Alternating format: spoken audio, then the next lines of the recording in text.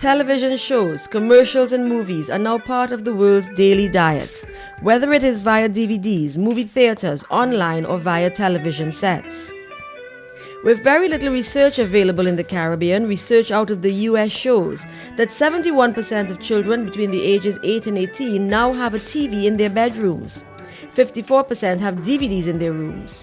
53% of the age group 11 to 17 are given no rules about TV watching at home. And 51% of the children interviewed said the TV is on most of the time in their households. Undoubtedly, research has shown the positive effects that educational television has had on children's learning. Also, TV shows and movies help broaden children's horizons, giving them access to places and people they may never see or meet on their own.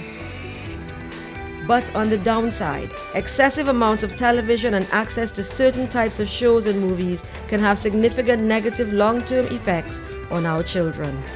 A review of various research findings shows that experts are in agreement that overexposure to TV and inappropriate TV viewing lead to the following. It weakens the child's powers of imagination. It provides an unhealthy exposure to sex and violence.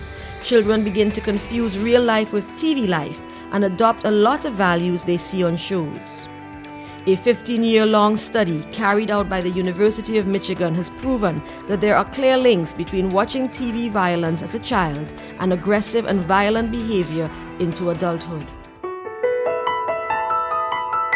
A recent regional study was carried out to better understand the views of young people, both girls and boys, as it relates to how they see masculinity. Over 1,080 high school students between the ages 13 to 18 were interviewed in Antigua and Barbuda, Belize, Guyana, Jamaica, Trinidad and Tobago, and Suriname. It is interesting that 78% of boys and girls believe that when it comes to men, physical strength is very important.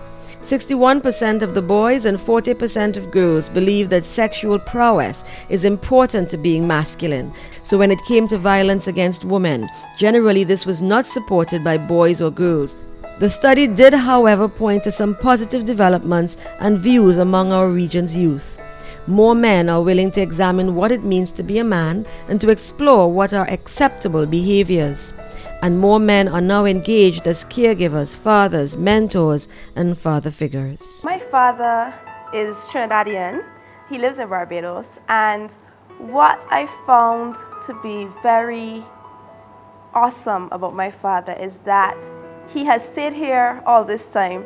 Even after my parents separated, he stayed here and ensured that I was okay. Wow, okay. So he has been here for over 25 years. I always had a sense like that he was less than 2 seconds away, literally. I could call him for anything, and we had, I think my father, what was very special about him too, is that he had this thing about building relationship with me. So it wasn't just Tony do this, Tony do that. He wanted to hear what I had to say as a person. Eventually, when I became a young woman and decided to choose a husband, I chose a person who the same qualities he had as my father. He was someone who never verbally abused me. When we have an argument or we disagree, we sit down and we discuss it. And I think that that's missing a lot from the households. So females particularly don't know how to relate to other men or to see themselves, because sometimes they didn't have, growing up, the father to show them that you are a princess. If I say you're beautiful, you should agree. If you had a chance to say something to your mom and to your dad who's not here, just tell her. Thanks. A big thanks. You're welcome. Thank you, Dad and Mommy, for being the persons that you were. I think that what stood out to me the most is that you were never afraid to be human, to show that you are not perfect. Mom, I love you very much. I appreciate you. I celebrate you. I want to let you know that your sacrifices over the years have not gone unnoticed. And I'm forever indebted to you. I love you and I appreciate you. God bless you.